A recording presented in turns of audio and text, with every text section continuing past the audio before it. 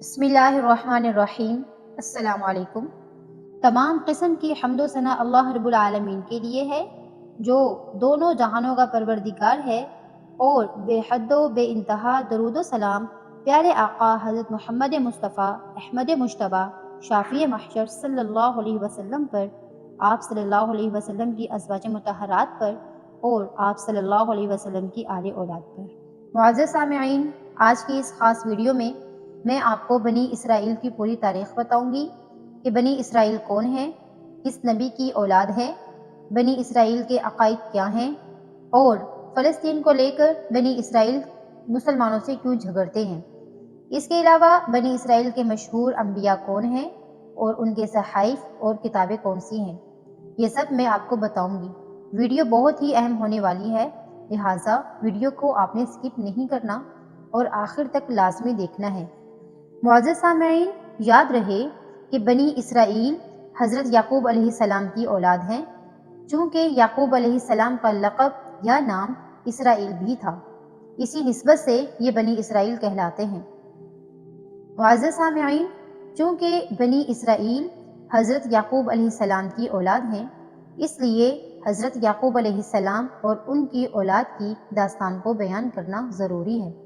دراصل یہی داستان بنی اسرائیل کی بھی داستان ہے، تو چلیے یہ داستان ملاحظہ فرمائیں۔ یاد رکھیں کہ حضرت اسحاق بن ابراہیم علیہ السلام کے دو بیٹے تھے، محیص اور یعقوب علیہ السلام۔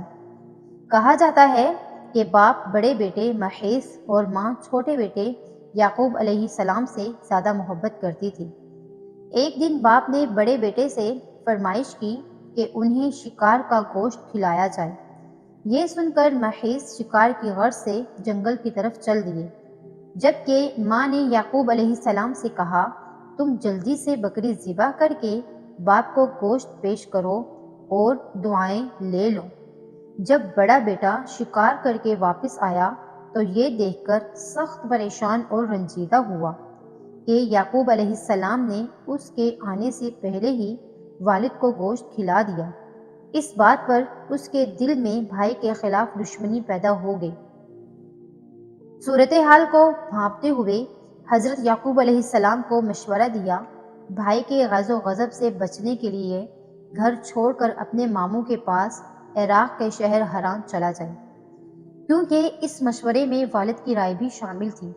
لہٰذا یعقوب علیہ السلام رات کے پہلے پہر ہی گھر سے نکل گئے، اور رات اور اگلا دن سفر میں گزارنے کے بعد اگلی رات ایک آبادی کے قریب کھلی جگہ میں پتھر کو تکیہ بنا کر سو گئی۔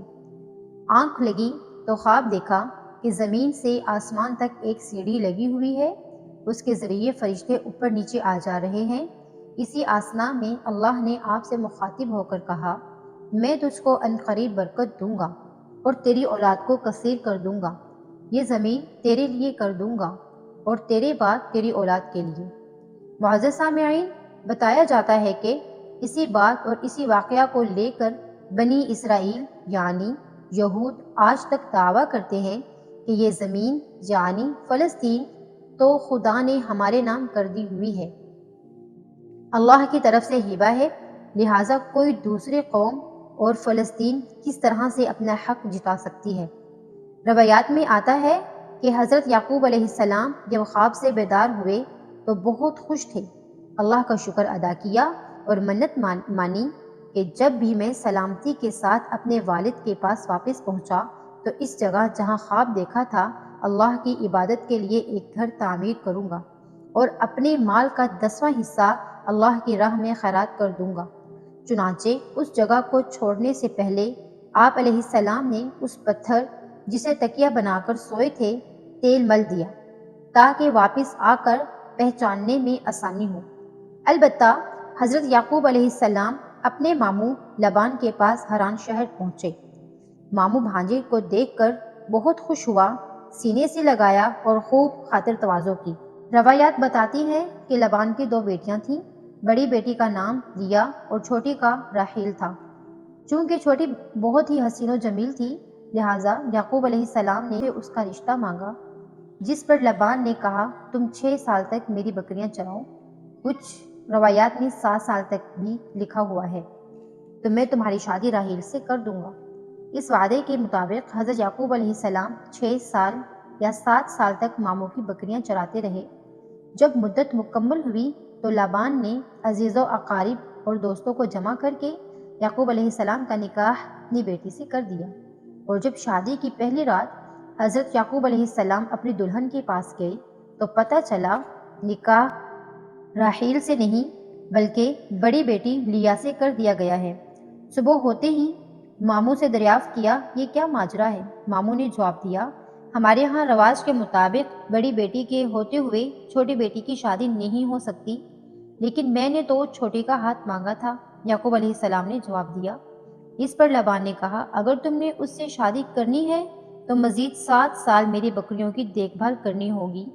یہ سن کر یعقوب علیہ السلام نے مزید 7 سال ماموں کی بکریاں چرانے کی حامی بھر لی، اور جب 7 سال مکمل ہوئے تو لابان نے راحیل کی شادی بھی حضرت یعقوب علیہ السلام سے کر دی۔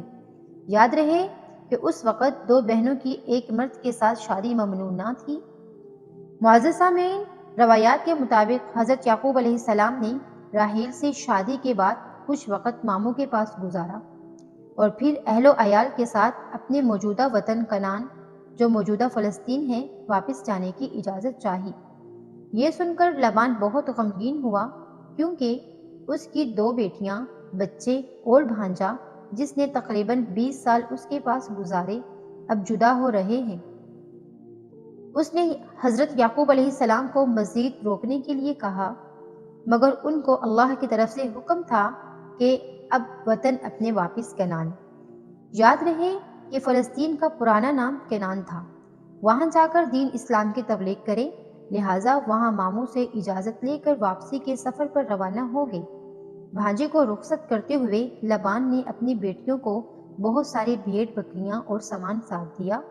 کہا جاتا ہے کہ حضرت یعقوب علیہ السلام نے سفر کرتے ہوئے کنعان کے نزدیک پہنچ کر ایک ایسی جگہ پڑاؤ ڈالا جہاں قریب ہی ان کا بھائی محیص رہتا تھا، لیکن حضرت یعقوب علیہ السلام کو اس بات کا علم نہ تھا۔ گاؤں کے لوگوں نے محیص کو خبر دی کہ ایک قافلہ خواتین، بچوں اور بھیڑ بکریوں کے ساتھ حران سے کنعان جا رہا ہے، اور قافلے کے سالار کا نام یعقوب ہے۔ یہ سن کر پہلے تو محیص پریشان اور تعجب میں پڑ گیا کہ یہ کون لوگ ہیں جو یہ اتنا مال اسباب لے کر یہاں سے گزر رہے ہیں، لیکن پھر جلد ہی 20 سال پرانی کہانی یاد آ گئی کہ ہو نہ ہو یہ میرا بھائی یعقوب ہے، لہٰذا وہ 400 بکریاں اور کچھ بھیڑ لے کر اس کی طرف چل پڑا۔ جب یعقوب علیہ السلام کو یہ خبر ملی تو بہت غمگین ہوئے کہ جس بھائی کی وجہ سے میں وطن چھوڑنا پڑا، اگر وہی آ رہا ہے تو مجھے پریشان کرے گا۔ مگر عین اسی وقت آسمان سے فرشتے نے آ کر کہا، غمگین نہ ہو اور بھائی کا استقبال کرے۔ یہ سن کر ان کی دھاڑس بندھی، اپنے ریوڑ سے کچھ جانور بطور تحفہ لیے اور آگے بڑھ کر بھائی کا استقبال کیا۔ محیص نے جب اتنی مدت کے بعد بھائی کو دیکھا تو وہ ساجاتا رہا، پاس آ کر یعقوب علیہ السلام کو سینے سے لگا لیا اور ساتھ لے جا کر خوب خاطر تواضع کی۔ حضرت یعقوب علیہ السلام چند روز بھائی کی میزبانی میں گزار کر جب آگے بڑھے تو 20 سال پرانے راستوں کو تلاش کرتے ہوئے یروشلم کے قریب اس مقام تک پہنچ گئے جہاں انہوں نے 20 سال قبل پتھر کے تکیہ پر سر رکھ کر رات گزاری تھی۔ انہیں اپنی منت یاد آ گئی، لہٰذا بیٹوں کو ساتھ لے کر اس پتھر کو تلاش کرنا شروع کیا جس پر تیل مل کر گئے تھے۔ اگرچہ بہت عرصہ گزر چکا تھا لیکن اللہ کی مدد و تائید حاصل تھی، اس لیے جلد ہی وہ پتھر تلاش کر لیا اور اپنی مانی ہوئی منت کے مطابق بیٹوں کے ساتھ مل کر وہاں اللہ کا گھر تعمیر کیا جسے آج ہم بیت المقدس کے نام سے جانتے ہیں۔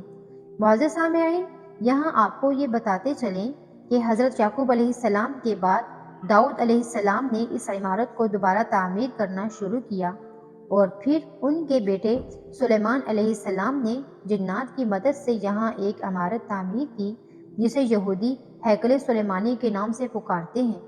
بتایا جاتا ہے کہ یہ عمارت رومیوں اور بابلیوں کے حملوں میں تباہ ہو گئی تھی، مگر اس کی ایک دیوار باقی ہے جسے دیوار کلیہ کہا جاتا ہے۔ آپ نے تصویروں یا ویڈیوز میں اکثر یہودیوں کو اس دیوار کے ساتھ کھڑے ہو کر تورات پڑھتے دیکھا ہوگا۔ یہودیوں کا یہ بھی ماننا ہے کہ مسلمانوں نے اپنے دور اقتدار میں عین اس جگہ پر مسجد اقصی تعمیر کی کہ جہاں کبھی ہیکل سلیمانی موجود تھا۔ اس لیے ہمیں جب بھی موقع ملا مسجد اقصی کو گرا کر دوبارہ گریٹ ہیکل تعمیر کریں گے۔ معزز سامعین، بات ہو رہی تھی یعقوب علیہ السلام کی۔ یاد رہے کہ یعقوب علیہ السلام کی 2 بیویاں اور 2 باندیاں تھیں، لیا اور راحیل، 2 سگی بہنیں اور ماموں کی بیٹیاں، جن سے شادی کر کے آپ عراق سے یروشلم واپس جا رہے تھے، جبکہ باندیوں میں زلفا اور بلہا کے نام روایات میں ملتے ہیں۔ ان سب کے بدن سے پیدا ہونے والی اولاد اور جس نمبر پر ان بچوں کی پیدائش ہوئی ان کی تفصیل کچھ اس طرح سے ہے۔ پہلے بیوی لیا سے ریپون، شمعون، لاوی، یہودا، لسیاکار اور زبولون بیٹے پیدا ہوئے، جبکہ ایک بیٹی دینا بھی پیدا ہوئی۔ دوسری بیوی راحیل سے یوسف اور بنیامین 2 بیٹے پیدا ہوئے۔ باندی زلفا سے جاد اور عاشن 2 بیٹے پیدا ہوئے، اور باندی بلہا سے دان اور نفتالی 2 بیٹے پیدا ہوئے۔ کل یعقوب علیہ السلام کے 12 بیٹے اور 1 بیٹی تھی۔ انہی 12 بیٹوں سے آگے چل کر بنی اسرائیل کے 12 قبیلے وجود میں آئے۔ یاد رہے کہ بنی اسرائیل سے مراد اسرائیل کی اولاد ہے، کیونکہ حضرت یعقوب علیہ السلام کا دوسرا نام اسرائیل تھا، جس کا مطلب ہے اللہ کا بندہ، لیکن حضرت یعقوب علیہ السلام کے ایک بیٹے یہودا کے نام کی مناسبت سے انہیں یہودی بھی کہا جاتا ہے۔ معزز سامعین، اس قصے کی ابتدا دراصل حضرت ابراہیم علیہ السلام سے ہوتی ہے، اور وہ اس لیے حضرت یعقوب علیہ السلام اسحاق کے بیٹے تھے اور ابراہیم علیہ السلام کے پوتے ہیں۔ اس طرح اصلاً یہ آل ابراہیم ہے، اور ہم مسلمان ہر نماز میں آل ابراہیم پر درود بھیجتے ہیں۔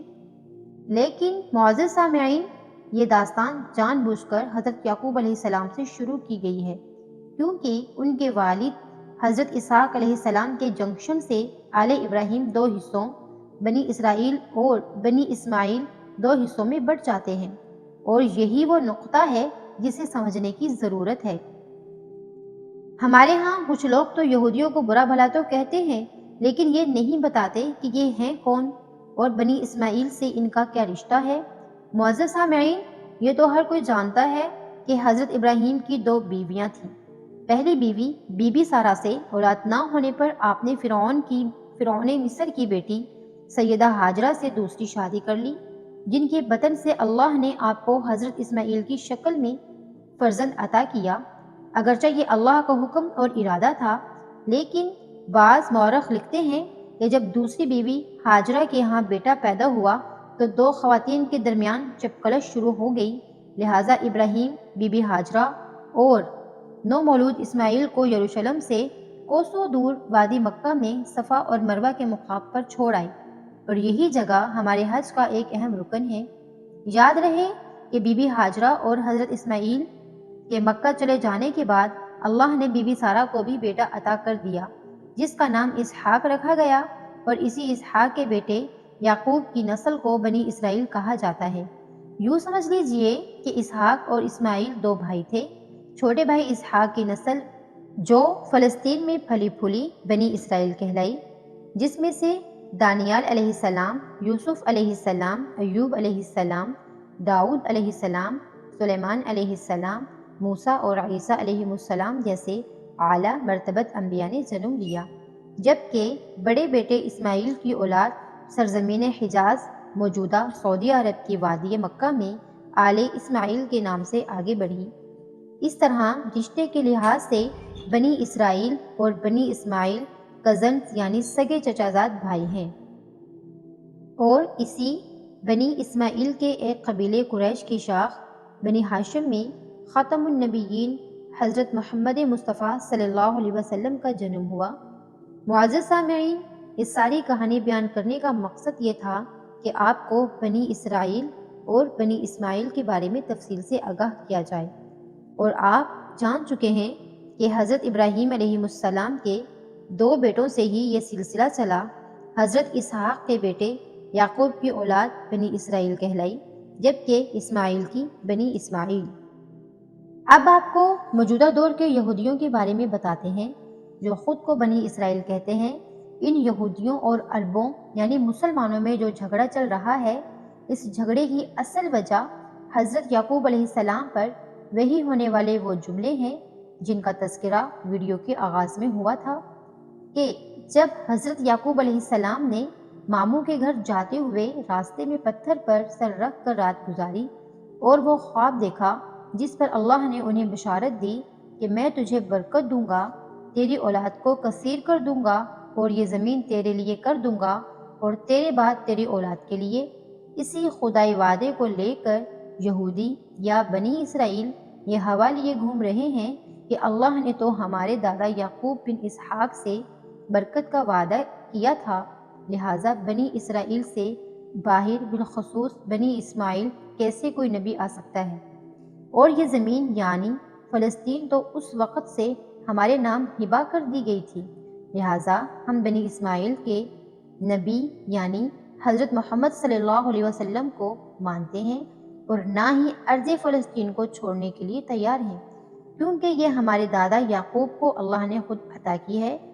معزز سامعین، آپ کی آگاہی کے لیے یہاں یہ بھی بتاتے چلیں کہ بنی اسرائیل یعنی یہودی اسماعیل کی والدہ بی بی ہاجرہ کو لونڈی کا درجہ دیتے ہیں۔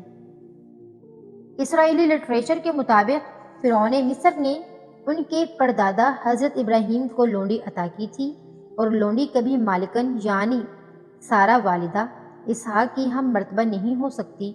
ان کا اپنی کتابوں میں یہ بات لکھنے کا مقصد یہ تھا کہ اسماعیل کو لونڈی کا بیٹا ظاہر کر کے اپنے دادا اسحاق سے کمتر ثابت کیا جائے، نعوذ باللہ۔ معزز سامعین، مستند روایات کے مطابق دراصل ہوا یوں تھا کہ حضرت ابراہیم تبلیغ اسلام کی وجہ سے عراق کے بادشاہ نمرود کے ظلم و ستم کا نشانہ بنے، اور تنگ ہو کر جب اپنا آبائی وطن وادی بابل چھوڑنے پر مجبور ہوئے تو اپنی اہلیہ بی بی سارہ کو لے کر فلسطین کی طرف نکل پڑے۔ راستے میں مصر کا ملک آتا تھا، وہاں پہنچے تو بادشاہ مصر فرعون کو اس کے کارندوں نے اس کو خبر کر دی کہ ابراہیم نام کا ایک مسافر آیا ہے جس کے ساتھ اس کی انتہائی حسین و جمیل بیوی بھی ہے۔ فرعون کا معمول تھا کہ اگر کسی باہر سے آنے والے شخص کی بیوی خوبصورت ہو تو وہ اسے اپنے پاس رکھ لیتا تھا، لہٰذا اس نے حکم دیا تھا کہ اس عورت کو میرے سامنے پیش کیا جائے۔ جب حضرت ابراہیم علیہ السلام کے پاس فرعون کے کارندے اس غرض سے آئے کہ اپنی بیوی سارہ کو بادشاہ کے پاس بھیجو، تو انہوں نے اللہ سے دعا کی کہ اے رب، جس طرح تو نے مجھے نمرود کی آگ سے بحفاظت نکالا، اسی طرح اس بادشاہ کی بری نیت سے میری بیوی پاک باز بیوی سارہ کو محفوظ رکھنا، کیونکہ آپ مسافر اور اکیلے تھے۔ بے بسی کی حالت میں بی بی سارہ کو فرعون کے دربار میں روانہ کر دیا۔ جب پیغمبر خدا کی بیوی فرعون کے سامنے گئی تو وہ ان کے حسن و جمال کو دیکھ کر دیوانہ ہو گیا اور خراب نیت سے ان کی طرف بڑھنے لگا۔ یہ دیکھ کر بی بی سارہ نے نماز پڑھنا شروع کر دی اور اللہ سے دعا کی کہ اے مالک، میں نے اپنے خاوند کے سوا کسی کو نہیں دیکھا، مجھے فرعون کے غلط ارادے سے محفوظ رکھنا۔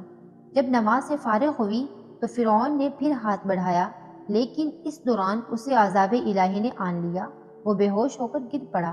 مورخین کہتے ہیں کہ اس کے منہ سے جھاگ نکلنے لگی اور قریب تھا کہ وہ مر جاتا۔ یہ دیکھ کر سارہ علیہ السلام پریشان ہو گئی کہ اگر یہ مر گیا تو بادشاہ کے قتل کا الزام مجھ پر عائد ہوگا۔ انہوں نے پھر اللہ سے دعا کی کہ اسے ٹھیک کر دے۔ جب وہ ٹھیک ہو گیا تو اس نے دوبارہ وہی حرکت کی اور سارہ علیہ السلام کو دوبارہ دعا کرنا پڑی۔ جب 2 دفعہ عذاب سے گزرا تو اسے یقین ہو گیا کہ یہ عورت انسان نہیں بلکہ جنات میں سے ہے۔ اس نے اپنے قارندوں سے کہا، تم تو کسی جن کو میرے پاس لے آئے ہو اور اسے واپس اس کے خاوند کے پاس لے جاؤ۔ وہ سارہ کی شخصیت اور کرامات سے اس قدر متاثر ہوا کہ جاتے ہوئے اس نے اپنی بیٹی ہاجرہ علیہ السلام انہیں تحفے میں دے دی، جسے بی بی سارہ علیہ السلام نے حضرت ابراہیم علیہ السلام کی خدمت میں پیش کیا اور انہوں نے ان سے نکاح کر لیا، کیونکہ تب تک ان کی کوئی اولاد نہ تھی، اور اس طرح بی بی ہاجرہ علیہ السلام کے بطن سے اللہ نے حضرت ابراہیم علیہ السلام کو پہلا بیٹا عطا کیا جس کا نام اسماعیل رکھا گیا۔ یاد رہے کہ اس واقعے کے پیش نظر بنی اسرائیل نے فرعون کی بیٹی हाजरा अलैहिस्सलाम को क़स्दन कनीज़ लिखा है बहवाला बाइबल, ताकि उसकी औलाद यानी बनी इस्माइल का मर्तबा कमतर किया जा सके। मुअज़्ज़ज़ सामिईन, याद रहे कि मुकाम व मर्तबा तो अल्लाह की तरफ से है, जो अल्लाह ताला ने हर नबी के लिए अता फरमाया है, और सब नबियों का सरदार अल्लाह ताला ने हज़रत मोहम्मद मुस्तफ़ा सल्लल्लाहु अलैहि वसल्लम को करार दिया है, जो हज़रत इस्माइल अलैहिस्सलाम की औलाद में पैदा हुए। लेकिन यहूदियों में यानी बनी इसराइल में ये तासुब पाया जाता है कि नबी आखिरुज़्ज़मान सल्लल्लाहु अलैहि वसल्लम, जो कि सरदारुल अंबिया है,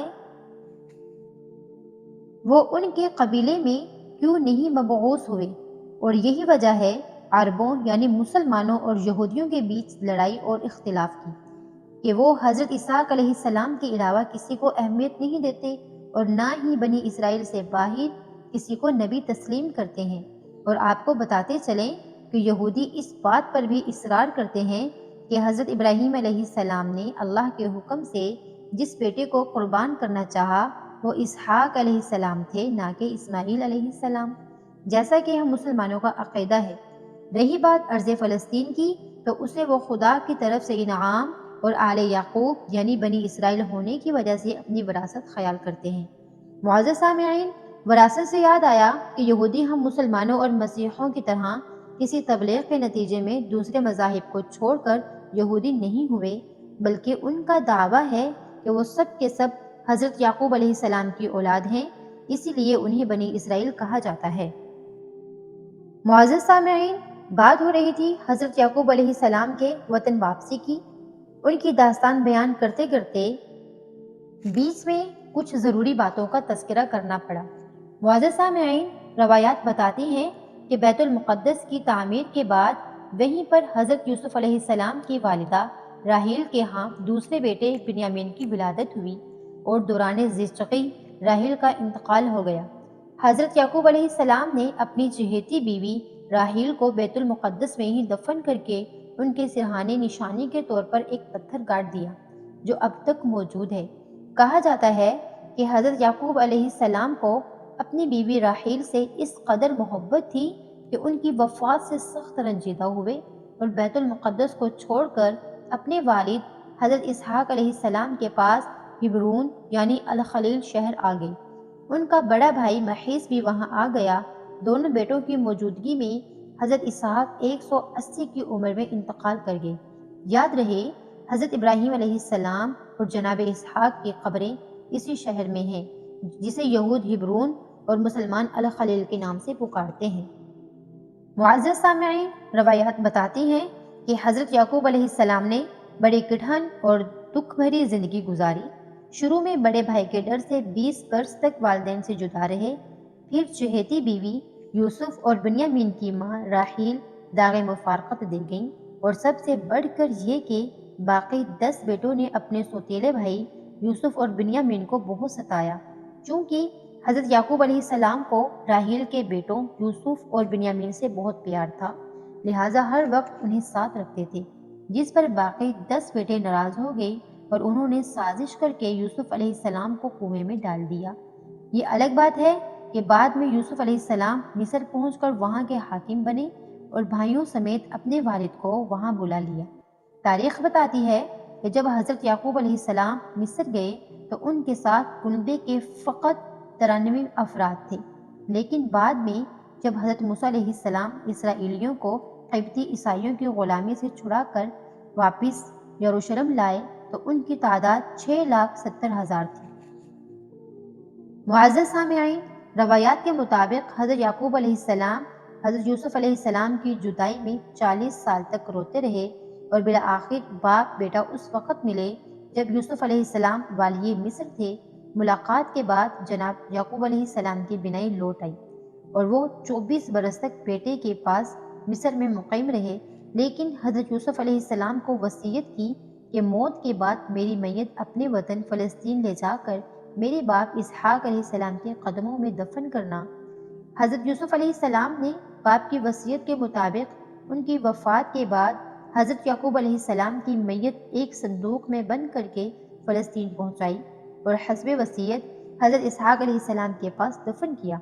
कहा जाता है کہ اس دن سے بنی اسرائیل نے اپنے مردوں کو صندوق میں بند کر کے دفنانا شروع کر دیا اور یہ رسم آج بھی جاری ہے۔ معزز سامعین، امید ہے کہ یہاں تک آپ کو بنی اسرائیل کے بارے میں کافی حد تک جان کر یہ معلوم ہو چکا ہوگا کہ اصل میں بنی اسرائیل کون ہے۔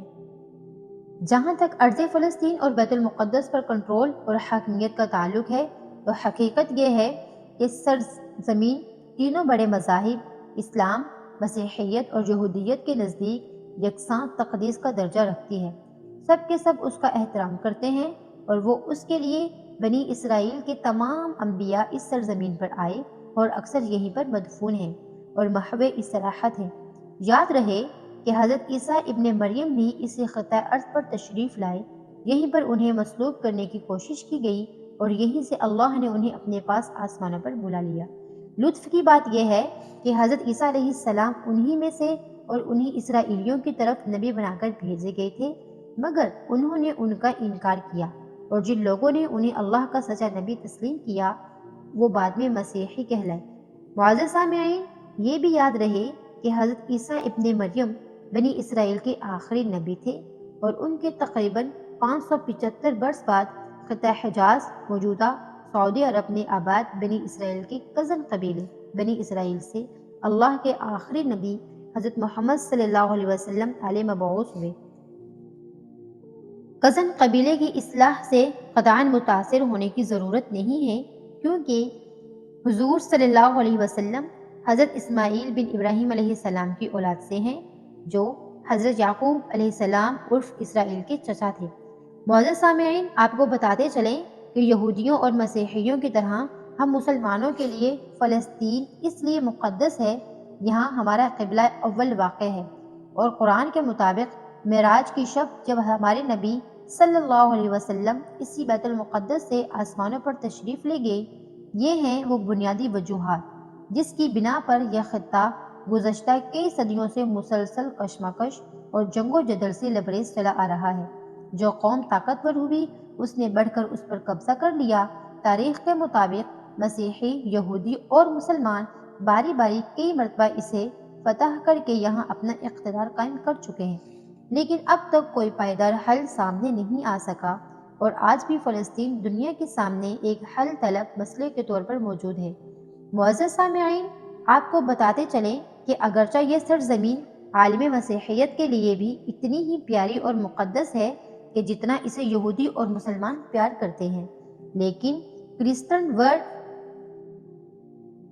امریکہ اور برطانیہ نے ایک سوچے سمجھے منصوبے کے تحت 1948 میں اسے مسلمانوں یعنی اردن سے لے کر یہودیوں کے حوالے کر دیا گیا اور اب تک یہ یہودیوں ہی کے قبضے میں ہے۔ معزز سامعین، ہم آپ کو بنی اسرائیل پر نازل ہونے والے آسمانی خوان کے بارے میں بھی بتائیں گے، جو من و سلوہ کی صورت میں ان پر نازل ہوتا رہا، لیکن پہلے تذکرہ کرتے ہیں بنی اسرائیل کے مشہور انبیاء کا۔ ویسے تو بنی اسرائیل میں کئی نبی اللہ کی طرف مبعوث کیے گئے ہیں، لیکن ہم یہاں پر چند مشہور اور معروف انبیاء کا تذکرہ مختصراً طور پر کریں گے۔ بنی اسرائیل کے معروف انبیاء میں یعقوب علیہ السلام، یوسف علیہ السلام، موسیٰ علیہ السلام، ہارون علیہ السلام، داؤد علیہ السلام، سلیمان علیہ السلام، دانیال علیہ السلام اور عیسیٰ علیہ السلام کے نام شامل ہیں، اور یہ وہ انبیاء ہیں کہ جن کا نام تذکرہ قرآن پاک میں بھی آیا ہے۔ یعقوب علیہ السلام کا تفصیلی واقعہ آپ ملاحظہ کر چکے ہیں، البتہ باقی انبیاء کا مختصر تذکرہ ضروری ہے، لیکن آپ نے ویڈیو کو سکپ نہیں کرنا۔ سب سے پہلے تذکرہ کرتے ہیں حضرت یوسف علیہ السلام کا۔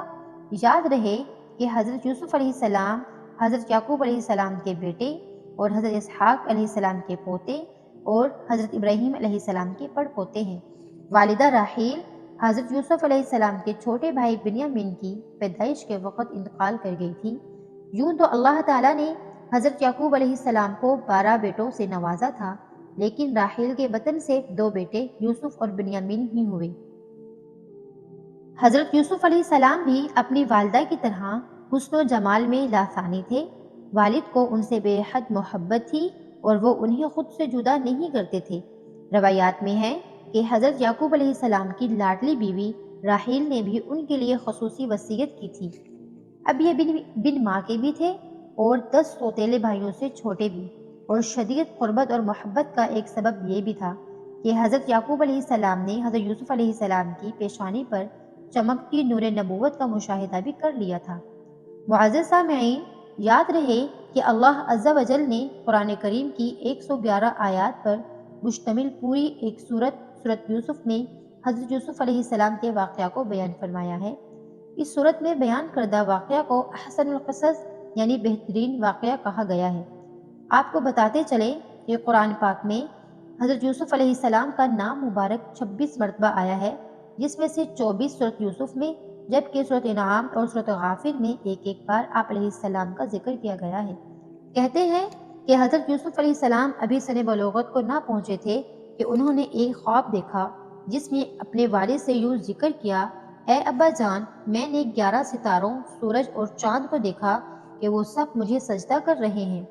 حضرت یعقوب علیہ السلام نے جب بیٹے کا خواب سنا تو سمجھ گئے کہ یہ بڑے ہو کر اللہ تعالیٰ کی جانب سے ایک عظیم منصب پر فائز ہوں گے۔ اس لیے انہیں اندیشہ ہوا کہ یوسف علیہ السلام کے سوتیلے بھائی ان کی عظمت کا اندازہ لگا شیطان کے بہکاوے میں آ کر ان کے دشمن نہ ہو جائیں اور انہیں کوئی نقصان نہ پہنچائیں۔ چنانچہ انہوں نے کہا: پیارے بیٹے، اپنے اس خواب کا ذکر اپنے بھائیوں سے نہ کرنا، ایسا نہ ہو کہ وہ تمہارے ساتھ کوئی فریب کاری کریں۔ کچھ شک نہیں کہ شیطان انسان کا کھلا دشمن ہے۔ معزز سامعین، بعض مفسرین نے لکھا ہے کہ جس وقت حضرت یوسف علیہ السلام اپنے والد کو خواب سنا رہے تھے، سوتیلی ماں دروازے کی آڑ سے باتیں سن رہی تھی۔ جب سوتیلے بیٹے گھر آئے تو اس نے یہ بات ان کے گوش گزار کر دی۔ وہ ویسے بھی حضرت یوسف علیہ السلام سے حسد کرتے تھے، لہٰذا اس واقعہ نے جلتی پر تیل کا کام کیا۔ انہیں یہ کسی طرح گوارا نہ تھا کہ ان کا سوتیلا چھوٹا بھائی شان و رتبہ میں ان سے آگے بڑھ جائے، لہٰذا ان سب نے حضرت یوسف علیہ السلام کو والد سے جدا کرنے کا فیصلہ کر لیا۔ انہوں نے آپس میں کہا کہ یوسف علیہ السلام کو یا تو جان سے مار ڈالو یا اسے کسی ملک میں پھینک آؤ، پھر ابا کی توجہ صرف تمہاری طرف ہو جائے گی اور اس کے بعد تم اچھی حالت میں ہو جاؤ گے۔ ان میں سے ایک نے کہا کہ یوسف علیہ السلام کو قتل تو نہ کرو، بلکہ کسی اندھے کنویں کی تہ میں ڈال آؤ تاکہ کوئی آتا جاتا قافلہ نکال کر اسے لے جائے۔ اگر تم کو کچھ کرنا ہی ہے تو یوں کرو۔ معزز سامعین، یہ واقعہ ایک طویل واقعہ ہے جس کا تذکرہ یہاں مقصود نہیں، البتہ اللہ تعالیٰ کی منشا کے مطابق حضرت یوسف علیہ السلام کا خواب سچا ہوا۔ اللہ تعالیٰ نے ان کو والی مصر بنایا اور سب بھائیوں نے ان کو سجدہ کیا، جو کہ تعظیماً تھا اور اس وقت کی شرعیت میں جائز تھا، جس کا تذکرہ قرآن پاک میں موجود ہے۔ اب تذکرہ کرتے ہیں حضرت موسیٰ علیہ السلام کا۔ یاد رہے کہ حضرت موسیٰ علیہ السلام بھی اللہ کے برگزیدہ پیغمبروں میں سے ایک تھے۔ آپ کا پورا نام موسیٰ بن عمران ہے۔ آپ مصر میں پیدا ہوئے، آپ کو قوم بنی اسرائیل کی طرف بھیجا گیا اور آپ کی معاونت کے لیے حضرت ہارون علیہ السلام کو بھی نبوت دی گئی۔ یاد رہے کہ حضرت ہارون علیہ السلام حضرت موسیٰ علیہ السلام کے بھائی ہیں اور ان کا تذکرہ بھی قرآن پاک میں آتا ہے۔ معزز سامعین، حضرت موسیٰ علیہ السلام اور حضرت ہارون علیہ السلام بھی حضرت یعقوب علیہ السلام کی اولاد سے ہیں، جو کہ بنی اسرائیل کہلاتی ہے۔ روایات بتاتی ہیں کہ بنی اسرائیل کو مصر میں رہتے ہوئے کافی مدت گزر چکی تھی، کیونکہ یہ لوگ باہر سے آئے ہوئے تھے، اس لیے مصری انہیں اچھی نظر سے نہیں دیکھتے تھے۔ اس کے ساتھ میں بتاتی چلوں کہ اسی زمانے میں مصر کا ہر بادشاہ فرعون کہلاتا تھا۔ حضرت یوسف علیہ السلام 16ویں فرعون کے زمانے میں مصر تشریف لائے تھے، جبکہ موسیٰ علیہ السلام کے زمانے کا بادشاہ 19واں فرعون تھا۔ اس کا نام منفتح بن رمسس دوم تھا۔ روایات میں آتا ہے کہ فرعون نے ایک خواب دیکھا جس کی تعبیر یہ تھی کہ بنی اسرائیل کا ایک لڑکا تیری حکومت کا زوال کا باعث ہوگا۔ تو فرعون نے حکم دیا کہ بنی اسرائیل میں جو لڑکا پیدا ہو اس کو قتل کر دیا جائے۔ اس زمانے میں حضرت موسیٰ علیہ السلام عمران کے گھر میں پیدا ہوئے۔ ماں باپ کو سخت پریشانی ہوئی اور وہ سمجھتے تھے اگر کسی کو پتہ چل گیا تو ان کے بچے کی خیر نہیں۔ آخر اللہ تعالیٰ نے آپ کی والدہ کے دل میں یہ بات ڈال دی کہ اس بچے کو صندوق میں ڈال کر دریا نیل میں بہا دو۔ حضرت موسیٰ علیہ السلام کی والدہ نے ایسا ہی کیا اور اپنی بڑی بیٹی کو بھیجا کہ اس صندوق کے ساتھ ساتھ کنارے پر جائے اور دیکھے کہ اللہ کس طرح اس کی حفاظت کرتا ہے۔ جب یہ صندوق تیرتا ہوا شاہی محل کے قریب پہنچا تو فرعون کے گھر کی عورتوں میں سے ایک نے اس کو دیکھ کر باہر نکلوا لیا، اور جب اس میں ایک خوبصورت بچے کو دیکھا تو خوش ہوئی اور اس بچے کو محل میں لے گئیں۔ حضرت موسیٰ علیہ السلام کی بہن بھی فرعون کی خادماؤں کے ساتھ شامل ہو گئی۔ فرعون کی کوئی اولاد نہ تھی۔ جب اس کی بیوی آسیہ نے ایک حسین و جمیل بچے کو دیکھا تو بہت خوش ہوئی۔ اتنے میں فرعون بھی آ گیا اور اس کے قتل کا حکم دے دیا۔ فرعون کی بیوی نے منت سماجت سے کہا کہ اس معصوم کو قتل نہ کرو، کوئی بڑی بات نہیں کہ یہ بچہ میری اور تیری آنکھوں کا نور اور دل کا سرور بن جائے اور ہم اس کو اپنا بیٹا بنا لیں، اور اگر حقیقت میں یہی وہ بچہ ہے جو تیرے خواب کی تعبیر بننے والا ہے تو ہم اس کی ایسی تربیت کریں گے کہ ہمارے لیے یہ نقصان دہ بننے کے بجائے مفیدین ثابت ہو۔ اس طرح فرعون حضرت موسیٰ علیہ السلام کو قتل کرنے سے باز رہا۔ معزز سامعین، حضرت موسیٰ علیہ السلام فرعون کے گھر میں پل کر جوان ہوئے۔ یہ ہے اللہ رب العزت کی قدرت کہ کیسے اس بچے کو زندہ رکھا، اس کی محبت فرعون کی بیوی آسیہ کے دل میں ڈالی، اس کی پرورش کا سامان موسیٰ علیہ السلام کی والدہ ہی کے ذمہ لگایا اور آپ علیہ السلام کو ان کے دشمن کے گھر میں پال کر دکھایا، وہ دشمن جو اپنے رب ہونے کا دعویٰ کرتا تھا۔ معزز سامعین، روایات بتاتی ہیں کہ حضرت موسیٰ علیہ السلام بڑے خوبصورت اور طاقتور تھے۔ ایک مرتبہ ایک قبطی اور اسرائیلی کے درمیان لڑائی ہوئی۔ آپ علیہ السلام نے قبطی کو گھوسا مارا جس سے وہ مر گیا۔ دوسرے قبطی نے یہ خبر مشہور کر دی کہ مصری کو حضرت موسیٰ علیہ السلام نے مارا تھا۔ فرعون نے ان کو ان کی گرفتاری کے احکامات جاری کر دیے۔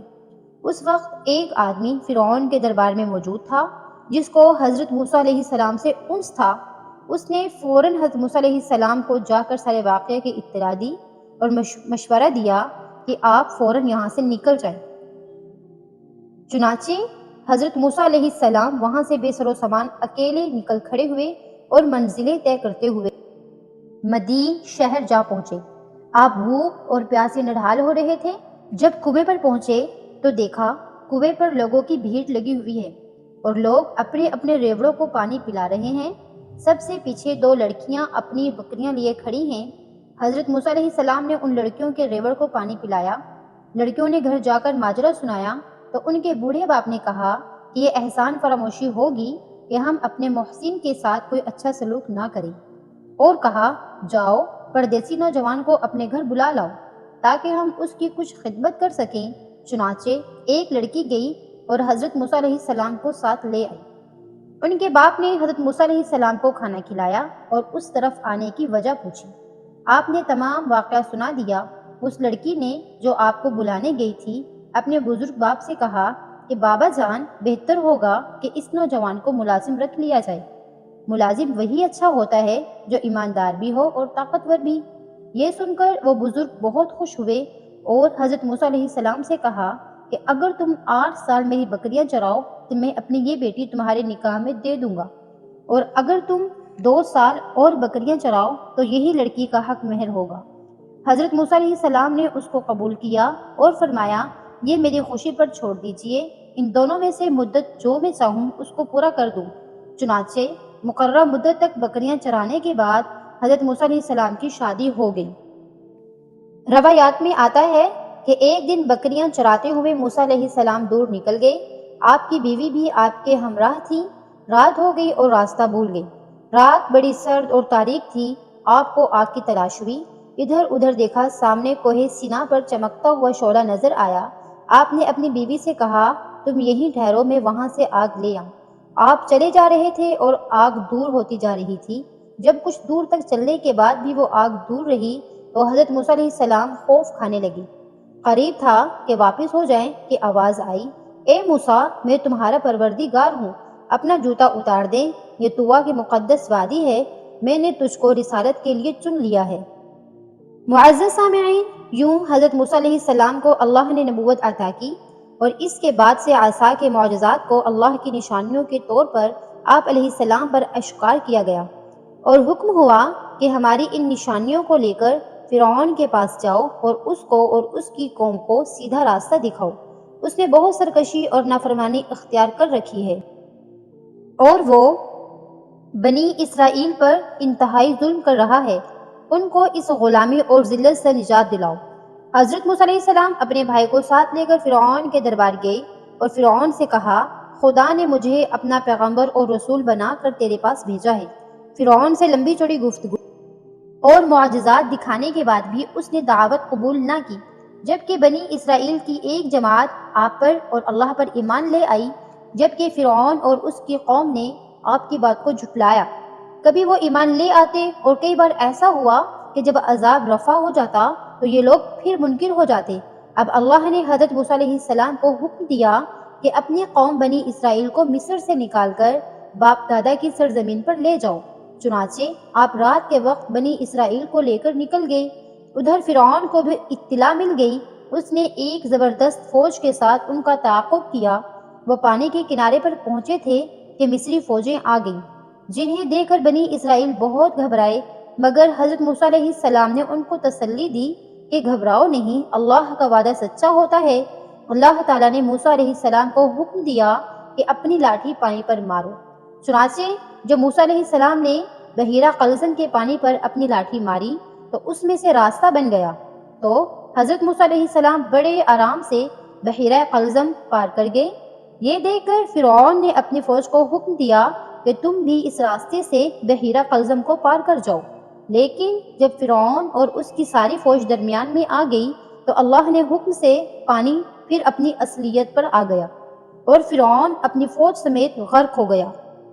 معزز سامعین، یہ تھا تذکرہ حضرت موسیٰ علیہ السلام کا، جو کہ بنی اسرائیل میں ایک جلیل القدر اور معروف نبی تھے، اور آپ کے دور میں بنی اسرائیل کے حوالے سے بہت سے واقعات ہیں جو قرآن پاک میں بیان ہوئے ہیں۔ معزز سامعین، اب تذکرہ کرتے ہیں حضرت داؤد علیہ السلام کا۔ یہ بھی بنی اسرائیل کے مشہور انبیاء میں سے ہیں۔ روایات کے مطابق حضرت داؤد علیہ السلام 965 قبل مسیح فلسطین میں پیدا ہوئے۔ آپ علیہ السلام حضرت ابراہیم علیہ السلام کی نسل میں سے تھے۔ محمد بن اسحاق حضرت وہاب بن منبہ کے حوالے سے تحریر کرتے ہیں کہ حضرت داؤد علیہ السلام پستہ قد تھے، آنکھیں نیلی تھیں، جسم پر بال بہت کم تھے، چہرے سے پاکیزگی بہت جھلکتی تھی، نہایت ہمدرد، قوی، بہادر، نڈر ہونے کے ساتھ حکمرانی اور فیصلہ کرنے کی قوت تحفہ خداوندی میں ملی تھی۔ کہا جاتا ہے کہ حضرت داؤد علیہ السلام سے قبل بنی اسرائیل میں نبوت اہل لاوی بن یعقوب میں چلی آ رہی تھی، جبکہ بادشاہت دوسرے خاندان یہودا بن یعقوب میں تھی، لیکن اللہ رب العزت نے پہلی مرتبہ دونوں کو اعزازات ایک ہی شخصیت میں جمع فرما دیے۔ حضرت داؤد علیہ السلام اللہ کے برگزیدہ نبی اور رسول تھے اور بادشاہ بھی۔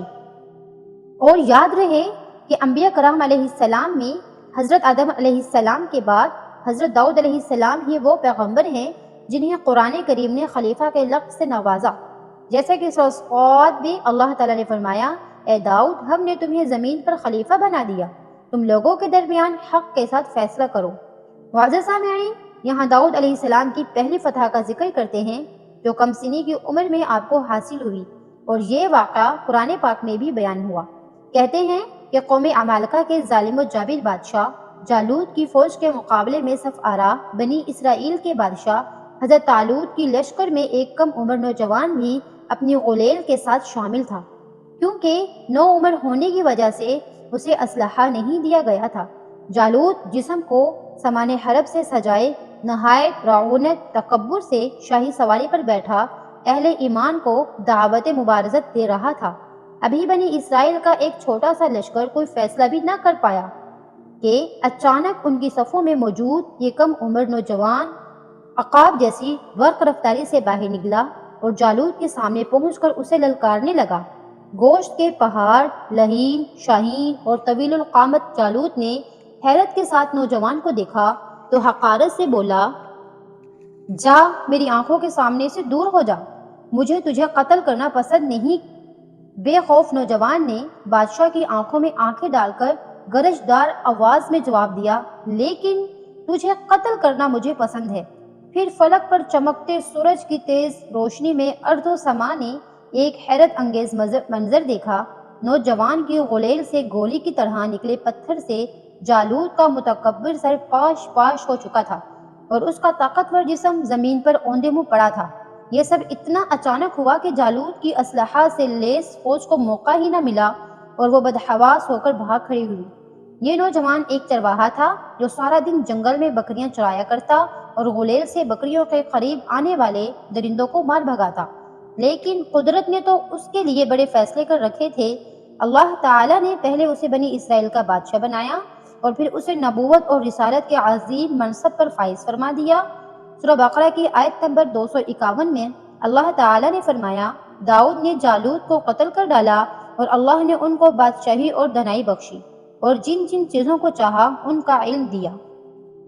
معزز سامعین، معلوم ہوا کہ وہ نوجوان حضرت داؤد علیہ السلام تھے اور انہوں نے چھوٹی عمر میں جالوت کو قتل کیا، اور یہ آپ علیہ السلام کی پہلی فتح تھی، جس کے بعد اللہ تعالیٰ نے آپ علیہ السلام کو بادشاہت بھی عطا فرمائی اور نبوت بھی، اور آپ علیہ السلام کو اللہ تعالیٰ نے کتاب یعنی زبور بھی عطا فرمائی۔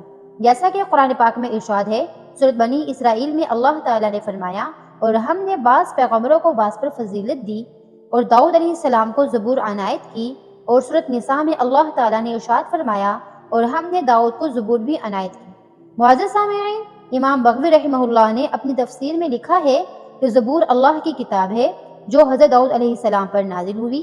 اس میں 150 صورتیں ہیں جو دعاؤں اور حمد و ثنا پر مشتمل ہیں، تاہم ان میں حلال و حرام اور فرائض و حدود کا بیان نہیں ہے۔ زبور کی معنی لغوی معنی ہے پارے یا ٹکڑے کے۔ دراصل زبور کے نزول کا مقصد تورات کی تکمیل تھا، اس لیے کہ گویا یہ تورات ہی کا ایک حصہ یا ٹکڑا ہے۔ معزز سامعین، آپ کو بتاتے چلے کہ زبور اللہ تعالیٰ کی حمد و ثنا سے مزین ہے، اور حضرت داؤد علیہ السلام کو اللہ تعالیٰ نے دل نشین آواز اور سحر انگیز لحن عطا فرمایا تھا۔ آپ علیہ السلام جب زبور کی تلاوت فرماتے تو وجد آفرین تلاوت سے مسحور ہو کر چرند پرند درخت پہاڑ جنوں انس دریاؤ سمندر یعنی سب اللہ تعالیٰ کی حمد و ثنا میں محو ہو جاتے۔ اسی لیے آج تک لحن داؤدی ضرب مثل ہے۔ معزز سامعین، یہ تھا تذکرہ حضرت داؤد علیہ السلام کا اور ان کی نبوت اور ان پر نازل ہونے والی کتاب کا۔ اب تذکرہ کرتے ہیں بنی اسرائیل کے نبی سلیمان علیہ السلام کا۔ معزز سامعین، حضرت سلیمان علیہ السلام بھی اللہ رب العزت کے عظیم پیغمبر تھے۔ آپ کو بنی اسرائیل میں مبعوث کیا گیا تھا اور نہ صرف پیغمبری عطا کی گئی، دنیا کی عظیم بادشاہت اور علم سے بھی نوازا گیا تھا۔ روایات میں آتا ہے کہ حضرت سلیمان علیہ السلام کے سامنے اللہ تعالیٰ نے 3 آپشن رکھے تھے کہ وہ جس چیز کو چاہیں اپنے لیے پسند فرما لیں۔ آپ علیہ السلام کے لیے بادشاہت، دولت اور علم رکھا گیا، اور آپ علیہ السلام نے اس میں سے علم کو پسند فرمایا۔ حضرت سلیمان علیہ السلام کا انتخاب بارگاہ خداوندی میں مقبول ٹھہرا، اور آپ علیہ السلام کو باقی 2 چیزوں یعنی بادشاہت اور دولت بھی علم کے انتخاب پر دیے گئے۔ یاد رہے کہ آپ علیہ السلام کی حکمرانی نہ صرف زمین، جمادات، نباتات، حیوانات پر تھی، بلکہ جن و انس بھی آپ کے تابع تھے، جبکہ ہوا بھی آپ کے حکم کے تابع تھی۔ آپ علیہ السلام کا ایک عظیم الشان تخت تھا جس پر بیٹھ کر آپ علیہ السلام ہوا کے دوش پر دنیا بھر میں جہاں چاہے آتے جاتے تھے اور سفر کیا کرتے تھے۔ کہتے ہیں کہ یہ تخت ہوا سے زمانہ کے باعث متروک اور پھر ختم ہو گیا۔ معزز سامعین، یاد رہے کہ سلیمان علیہ السلام کے والد حضرت داؤد علیہ السلام بھی نہایت جلیل القدر پیغمبر گزرے ہیں، اور آپ کو بھی اللہ تعالیٰ نے بادشاہت عطا فرمائی تھی، جس کا تذکرہ آپ سن چکے ہیں۔ یہاں آپ کو بیت المقدس کی تعمیر اور سلیمان علیہ السلام کی موت کے حوالے سے ایک عجیب واقعہ سناتے ہیں جو آپ کی زندگی کا اہم واقعہ ہے۔ کہتے ہیں بیت المقدس کی تعمیر جو حضرت داؤد علیہ السلام نے شروع کی تھی، حضرت سلیمان علیہ السلام نے اس کی تکمیل فرمائی۔ روایات بتاتی ہیں کہ اس میں کچھ کام تعمیر کا باقی تھا، اور یہ تعمیر کا کام جنات کے سپرد تھا، اور ان جنات کی طبیعت میں سرکشی غالب تھی، لیکن حضرت سلیمان علیہ السلام کے خوف سے جنات کام کرتے تھے۔ ان کی وفات کا جنات کو علم ہو جاتا تو فوراً کام چھوڑ بیٹھتے اور تعمیر رہ جاتی۔ اس کا انتظام حضرت سلیمان علیہ السلام نے بِإِذْنِ ربانی یہ کیا، یعنی اللہ کے حکم سے یہ کیا کہ جب موت کا وقت آیا تو موت کی تیاری کر کر اپنے محراب میں داخل ہو گئے جو شفاف شیشے سے بنی ہوئی تھی۔ باہر سے اندر کی سب چیزیں نظر آتی تھیں۔ حضرت سلیمان علیہ السلام اپنے معمول کے مطابق عبادت کے لیے ایک عصا کا سہارا لیے کھڑے ہو گئے۔ آپ علیہ السلام اس انداز سے کھڑے ہوئے کہ روح پرواز کرنے کے بعد بھی آپ علیہ السلام کا جسم مبارک اس عصا کے سہارے جمع رہا۔ اسی حالت میں حضرت سلیمان علیہ السلام کی روح وقت مقررہ پر قبض کر لی گئی، مگر وہ اپنے عصا کے سہارے اپنی جگہ جمے رہے اور باہر سے ایسے نظر آنے لگے کہ عبادت میں مشغول ہیں۔ آپ علیہ السلام کا جنات پر اس قدر رعب تھا کہ جنات کی یہ مجال نہ تھی کہ پاس آ کر دیکھتے، لہٰذا وہ سلیمان علیہ السلام کو زندہ سمجھ کر کام میں مشغول رہے، یہاں تک کہ سال بھر گزر گیا اور تعمیر بیت المقدس کا بقیہ کام پورا ہو گیا۔ بیت المقدس کا کام پورا ہونے پر اللہ تعالیٰ نے گھن کے کیڑے کو، جس کو اردو میں دیمک کہا جاتا ہے یا دیمک جیسا ایک کیڑا ہے اور قرآن کریم نے اس کو دابۃ الارض کے نام سے موسوم کیا ہے، عصائے سلیمانی پر مسلط کر دیا۔ اس گھن نے، اس دیمک جیسے کیڑے نے عصا کی لکڑی کو اندر سے کھا کر کمزور کر دیا۔ یوں عصا کا سہارا ختم ہوا تو سلیمان کا جسد مبارک گر گیا۔ اس وقت جنات کو ان کے موت کی خبر ہوئی۔ معزز سامعین، آپ علیہ السلام کے موت کے اس واقعے میں بڑی حکمتیں پوشیدہ ہیں۔ یہاں یہ بات سوچنے کی ہے کہ حضرت سلیمان علیہ السلام، جن کو ایسی بے مثل حکومت اور سلطنت حاصل تھی کہ صرف ساری دنیا پر ہی نہیں بلکہ جنات اور طیور اور ہوا پر بھی ان کی حکومت تھی، مگر ان سب کے باوجود موت سے ان کو بھی نجات نہ تھی، اور یہ کہ موت تو مقررہ وقت پر آنی تھی جو آ کر رہی۔ اسی لیے تو کہا جاتا ہے کہ موت ایسی اٹل حقیقت ہے کہ جس کا انکار کسی کو نہیں۔ معزز سامعین، حضرت سلیمان علیہ السلام کی موت کے واقعے کی ایک بڑی حکمت یہ تھی کہ جنات کو اللہ تعالیٰ نے دور دراز کی مسافت کو چند لمحات میں قطع کر لینے کی قوت عطا فرمائی تھی۔ وہ بہت سے ایسے حالات و واقعات سے واقف ہوتے تھے جن کو انسان نہیں جانتے تھے۔ جب وہ انسانوں کو ان واقعات کی خبر دیتے تو انسان یہ سمجھتے تھے کہ یہ غیب کی خبر ہے اور جنات کو بھی علم غیب حاصل ہے، لیکن حضرت سلیمان علیہ السلام کی موت کے اس عجیب واقعہ نے اس بات کی حقیقت کھول دی اور خود جنات کو بھی پتہ چل گیا اور سب انسانوں کو بھی کہ جنات عالم الغیب نہیں ہیں، کیونکہ ان کو غیب کا علم ہوتا تو حضرت سلیمان علیہ السلام کی موت سے 1 سال پہلے ہی باخبر ہو جاتے۔ معزز سامعین، یہ تھا تذکرہ مختصراً حضرت سلیمان علیہ السلام کا اور بیت المقدس کی تعمیر کا، جس کو ہیکل سلیمانی کا بھی نام دیا جاتا ہے۔ یہ واقعہ بتاتا ہے کہ بیت المقدس کی تعمیر حضرت سلیمان علیہ السلام کے دور میں مکمل ہوئی اور اس میں جنات نے کام کیا۔ معزز سامعین، اب تذکرہ کرتے ہیں حضرت عیسیٰ علیہ السلام کا۔ یاد رہے کہ حضرت عیسیٰ بنی اسرائیل میں مبعوث ہونے والے آخری نبی تھے۔ آپ علیہ السلام نے اپنی قوم کو خاتم الانبیاء حضرت محمد مصطفیٰ صلی اللہ علیہ وسلم کی آمد کی بشارت دی، جیسا کہ سورہ صاف میں اللہ تعالیٰ نے فرمایا، اور جب عیسیٰ ابن مریم نے کہا، اے بنی اسرائیل، میں تمہارے پاس اللہ کا بھیجا ہوا آیا ہوں اور ایک پیغمبر کی جو میرے بعد آئیں گے جن کا نام احمد ہوگا، بشارت سناتا ہوں۔ معزز سامعین، یاد رہے کہ حضرت عیسیٰ علیہ السلام کے بعد تقریباً 600 سال تک کوئی نبی نہیں آیا، پھر اللہ تعالیٰ نے ہمارے آقا سرور دو عالم صلی اللہ علیہ وسلم کو سارے جہانوں کے لیے رحمت بنا کر مبعوث فرمایا اور ان پر آخری آسمانی کتاب قرآن مجید نازل فرمائی۔ یاد رہے کہ حضرت عیسیٰ علیہ السلام پر انجیل نازل فرمائی گئی تھی، جیسا کہ سورہ مائدہ میں اللہ تعالیٰ نے فرمایا، اور ہم نے ان پیغمبروں کے بعد عیسیٰ ابن مریم کو اپنے سے پہلی کتاب یعنی تورات کی تصدیق کرنے والا بنا کر بھیجا، اور ہم نے ان کو انجیل عطا کی جس میں ہدایت اور نور تھا۔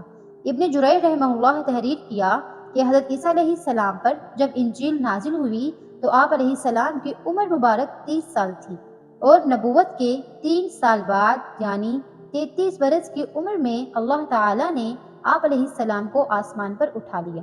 معزز سامعین، آپ کو بتاتے چلے کہ قرآن کریم کی 13 سورتوں میں مختلف ناموں سے حضرت عیسیٰ علیہ السلام کا تذکرہ موجود ہے۔ 26 مقام پر عیسیٰ علیہ السلام، 23 مقامات پر ابن مریم، 11 جگہوں پر مسیح اور 1 مقام پر آپ کو عبداللہ کہا گیا ہے۔ قرآن مجید کے 19ویں سورہ سورۃ مریم حضرت عیسیٰ علیہ السلام کی والدہ محترمہ کے نام پر ہے، جس میں حضرت مریم بنت عمران اور حضرت عیسیٰ علیہ السلام کا قصہ تفصیل کے ساتھ موجود ہے۔ اس کے علاوہ قرآن مجید کی 30ویں سورت سورۃ آل عمران حضرت مریم علیہ السلام کے والد ماجد کے نام سے موسوم ہے، جس میں حضرت مریم علیہ السلام کی پیدائش کا واقعہ بیان کیا گیا ہے۔ قرآن مجید کی 5ویں سورت سورۃ المائدہ میں اس کھانے کا ذکر ہے جس کی فرمائش حضرت عیسیٰ علیہ السلام کے حواریوں نے کی تھی۔ حضرت عیسیٰ علیہ السلام بارگاہ خداوندی میں دعا کی جس پر آسمان سے مائدہ یعنی کھانے کے خوان کا نزول ہوا۔ معزز سامعین، کہا جاتا ہے کہ قرآن پاک میں سب سے زیادہ جس نبی کا تذکرہ ہے وہ حضرت عیسیٰ علیہ السلام ہی ہیں، اور اسی بارے میں مفتی محمد شفیع رحمہ اللہ تحریر فرماتے ہیں کہ قرآن مجید میں انبیاء علیہ السلام میں سب سے زیادہ ذکر حضرت عیسیٰ علیہ السلام کا کیا گیا ہے۔ سورۃ آل عمران کے 11ویں رکوع میں اللہ تعالیٰ نے انبیاء سابقین کا ذکر ایک ہی آیت میں اجمالاً ذکر کرنے پر اکتفا فرمایا۔ اس کے بعد تقریباً 3 رکوع اور 22 آیات میں حضرت عیسیٰ علیہ السلام اور ان کے خاندان کا ذکر کیا گیا ہے۔ حضرت عیسیٰ علیہ السلام کی نانی کا ذکر، ان کی نظر کا بیان، والدہ کی پیدائش، ان کا نام، تربیت کا تفصیلی ذکر، حضرت عیسیٰ علیہ السلام کا بطن مادر میں آنا، پھر ولادت کا مفصل حال، ولادت کے بعد ماں نے کیا کھایا پیا اس کا ذکر، اپنے خاندان میں بچے کو لے کر آنا، ان کی طعن و تشنیع، نومولود مسیح کو بطور معجزہ گواہی عطا فرمانا، قوم کو دعوت دینا، ان کی مخالفت، یہودیوں کا نرغہ، زندہ آسمان پر اٹھائے جانا وغیرہ۔ پھر احادیث متواترہ میں ان کی مزید صفات، شکل و صورت، حیت، لباس وغیرہ کی پوری تفصیلات۔ یہ ایسے حالات ہیں کہ قرآن و حدیث میں اور کسی نبی کے حالات اس تفصیل سے بیان نہیں کیے گئے۔ معزز سامعین، یاد رہے کہ حضرت عیسیٰ علیہ السلام قیامت کے قریب دوبارہ دنیا میں اتارے جائیں گے، نبی صلی اللہ علیہ وسلم کی امت کی حیثیت سے۔ حضرت عیسیٰ علیہ السلام کا دوبارہ نزول، امت مسلمہ کی قیادت اور رہنمائی، فتنہ دجال کی سرکوبی، صلیب کا توڑنا، یاجوج ماجوج کا خاتمہ، فسق و فجور کا سدباب، امن و ایمان کا قیام، اسلام کا بول بالا، قرب قیامت کی وہ حقیقتیں ہیں جن کے ظہور کا تذکرہ احادیث کی تمام کتب بشمول صحیح بخاری، مسلم شریف میں موجود ہے۔ کہا جاتا ہے کہ ان کے دور میں سب مسلمان ہو جائیں گے، دجال کا قتل بھی آپ علیہ السلام کے ہاتھ ہوگا، اور یاجوج ماجوج کا ظہور بھی آپ علیہ السلام ہی کی موجودگی میں ہوگا۔ بالآخر آپ علیہ السلام ہی کی بددعا سے ان کی ہلاکت ہوگی، جیسا کہ حضور نبی کریم صلی اللہ علیہ وسلم نے فرمایا، قسم ہے اس ذات کی جس کے ہاتھ میں میری جان ہے، ضرور ایک وقت آئے گا کہ تم میں ابن مریم حاکم و عادل بن کر نازل ہوں گے، وہ صلیب توڑ دیں گے، خنزیر کا قتل کریں گے، جزیہ اٹھا دیں گے، اور مال کی اتنی بہتات ہو جائے گی کہ کوئی اسے قبول کرنے والا نہیں ہوگا، یعنی صدقہ اور خیرات لینے والا کوئی نہیں ہوگا، حتیٰ کہ ایک سجدہ دنیا و ما فیہا سے بہتر ہوگا۔ معزز سامعین، آپ نے بنی اسرائیل کے مشہور انبیاء کا تذکرہ ملاحظہ کیا۔ آخر پر آپ کو بنی اسرائیل پر نازل ہونے والے خوان کے بارے میں بتاتے ہیں اور ویڈیو کا اختتام کرتے ہیں۔ قرآن پاک کی سورۃ المائدہ میں اللہ تعالیٰ نے ارشاد فرمایا، جس کا ترجمہ ہے، عیسیٰ ابن مریم نے دعا کی، اے ہمارے رب، ہم پر آسمان سے کھانے کا خوان نازل فرما تاکہ وہ دن ہمارے اگلوں اور پچھلوں کے لیے عید ہو جائے اور تیری طرف سے نشان ہو جائے، اور ہمیں رزق عطا فرما، اور تو سب سے بہتر رزق عطا فرمانے والا ہے۔ اس آیت میں بنی اسرائیل پر جو خوان اللہ کی طرف سے نازل ہوا اس کا تذکرہ ہے، جو حضرت عیسیٰ علیہ السلام کے حواریوں پر نازل ہوا۔ یاد رہے کہ بنی اسرائیل پر 2 بار آسمان سے خوان نازل ہوا ہے، ایک حضرت عیسیٰ علیہ السلام کے حواریوں کے لیے اور دوسرا حضرت موسیٰ علیہ السلام کی قوم پر۔ جب حضرت موسیٰ علیہ السلام 6 لاکھ بنی اسرائیل افراد کے ساتھ میدان طہ میں مقیم تھے تو اللہ تعالیٰ نے آسمان سے 2 طرح کا کھانا اتارا، ایک کا نام من اور دوسرے کا نام سلوا تھا۔ روایات بتاتی ہیں کہ من بالکل سفید شہد کی طرح ایک حلوہ تھا یا سفید رنگ کی شہد تھی جو روزانہ آسمان سے بارش کی طرح برستی تھی، اور سلوا پکی ہوئی بٹیریں تھیں جو ہوا کے ذریعے آسمان سے نازل ہوا کرتی تھی۔ جیسا کہ اللہ تعالیٰ نے بنی اسرائیل پر اپنی نعمتوں کا شمار کرتے ہوئے قرآن مجید کی سورہ بقرہ میں ارشاد فرمایا، اور تم پر من اور سلوا اتارا اس من اور سلوہ کے بارے میں حضرت موسیٰ علیہ السلام کا یہ حکم تھا کہ روزانہ تم اس کو کھا لیا کرو اور کل کے لیے ہرگز اس کا ذخیرہ نہ کرو، مگر بعض ضعیف الاعتقاد لوگوں کو یہ ڈر تھا کہ اگر کسی دن من و سلوہ نہ اترا تو ہم لوگ اس چٹیل میدان میں بھوکے مر جائیں گے، چنانچہ ان لوگوں نے کچھ چھپا کر کل کے لیے رکھ لیا۔ تو نبی کی نافرمانی سے ایسی نحوست پھیلی کہ جن لوگوں نے کل کے لیے جمع کیا تھا وہ سب سڑ گیا تھا اور آئندہ کے لیے اس کا اترنا بند ہو گیا۔ معزز سامعین، روایات میں آتا ہے کہ حضور پاک صلی اللہ علیہ وسلم نے فرمایا کہ بنی اسرائیل نہ ہوتے تو یہ کھانا نہ خراب ہوتا نہ گوشت سڑتا۔ کھانے کا خراب ہونا اور گوشت کا سڑنا اسی تاریخ سے شروع ہوا، ورنہ اس سے پہلے نہ کھانا بگڑتا تھا نہ گوشت سڑتا تھا۔ معزز سامعین، یہ تھی ہماری آج کی ویڈیو جس میں بنی اسرائیل اور بنی اسرائیل کے انبیاء کا تفصیلی تذکرہ آپ نے ملاحظہ فرمایا۔ جانے سے پہلے ویڈیو کو آپ شیئر ضرور کریں۔ معزز سامعین، میں امید کرتی ہوں کہ آپ کو آج کی ویڈیو پسند ضرور آئی ہوگی۔ اگر پسند آئی ہے تو سب سے پہلے اس کو لائک کریں اور اپنی رائے کا اظہار کامنٹ سیکشن میں دیں۔ آخر میں آپ سے درخواست کرتی ہوں کہ اگر آپ نے ہمارا چینل ابھی تک سبسکرائب نہیں کیا تو کائنڈلی ابھی سبسکرائب کریں اور بیل نوٹیفیکیشن کو بھی آن کر لیں تاکہ ویڈیوز آپ تک پر وقت پہنچتی رہے۔ مجھے اگلی ویڈیو تک اجازت دیں۔ فی امان اللہ۔